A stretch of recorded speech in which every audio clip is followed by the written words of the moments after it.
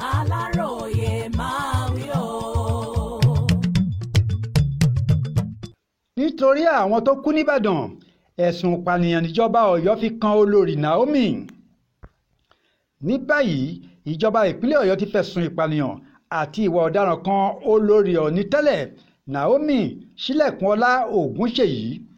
Alhaji Hamzat Oríyọmí tó ní iléeṣẹ́ rédíò Àgídìgbo FM nílùú Ìbàdàn àti ọ̀gá àgbà iléèwé girama kan tí wọ́n ń pè ní Islamic High School Báṣọ̀run tó wà nílùú Ìbàdàn Abdullahi Fàṣásí lórí ètò oúnjẹ ìrànwọ́ kan tí wọ́n ṣe fáwọn ọmọdé lọ́jọ́ 22 oṣù kejìlá ọdún tó kọjá lọ yìí nílùú Ìbàdàn nípínlẹ̀ Ọ̀yọ́ níbi tí àwọn ọmọdé 35 ti kú ikú òjijì.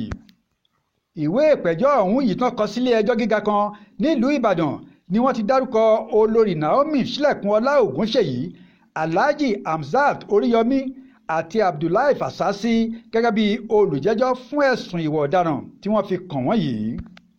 Oríṣi ẹ̀sùn 18 ni wọ́n fi kan àwọn olùjẹ́jọ́ náà. Lára rẹ̀ ni pé wọ́n lẹ̀dí àpò pọ̀ láti hùwà ọ̀daràn, ìwà ìpànìyàn àti èrò láti pànìyàn, ìwà ọ̀daràn láì bìkítà àti bẹ́ẹ̀ bẹ́ẹ̀ lọ. Àwọn ẹ̀sùn ni wọ́n lòdì sófin ìpínlẹ̀ náà tí ìjìyà sì ń bẹ fẹ́ni tó bá ṣe bẹ́ẹ̀ láwùjọ. Nínú ìwé ìpẹ̀jọ́ ọ̀hún níjọba ìpínlẹ̀ Ọ̀yọ́ ti dárúkọ àwọn olóògbé 14 nínú àwọn 35 tí wọ́n kú sínú ìjàmbá náà.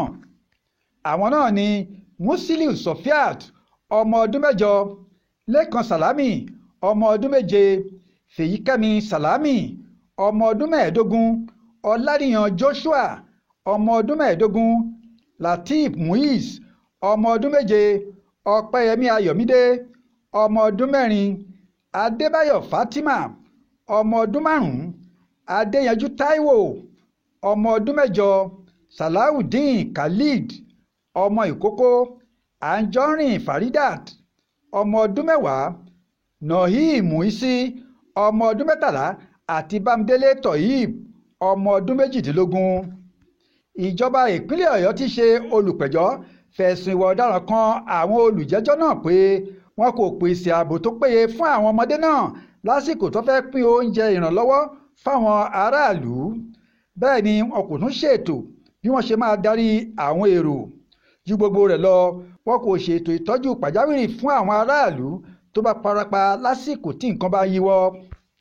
Wọ́n ní ọwọ́ yọ̀bọ́kẹ́ táwọn olùjẹ́jọ́ fi mú ọ̀rọ̀ ètò wọn ló ṣokùnfà ikú òjijì fún àwọn ọmọdé náà lásìkò tí wọ́n pín oúnjẹ ìrànlọ́wọ́ fáwọn aráàlú lọ́jọ́ yìí. Bẹ́ẹ̀ ò bá gbàgbé, ọ̀sẹ̀ tó kọjá lọ yìí ni gómìnà ìpínlẹ̀ Ọ̀yọ́ onímọ̀ ẹ̀rọ Ṣèyí Mákindé ṣèlérí pé ìjọba ìpínlẹ̀ Ọ̀yọ́ máa báwọn olùjẹ́jọ́ náà ṣẹjọ́ lórí ikú àwọn ọmọdé náà kó lè jẹ́ ẹ̀kọ́ ńlá fún àwọn aráàlú yòókù. Láti ọjọ́ 24 oṣù kejìlá ọdún tó kọjá lọ yìí ni àwọn olùjẹ́jọ́ ti wà lọ́gbà ẹ̀wọ̀n kan ní ìpínlẹ̀ Ọ̀yọ́ lẹ́yìn táwọn ọlọ́pàá ti fi ọwọ́ òfin mú wọn fún ohun tí wọ́n ṣe. Adéwálé Adéoyè ló ṣàkójọpọ̀ ìròyìn fún Aláròyé online television. Akin Akínníyì ló kà á sí etígbọ̀ọ́ yín.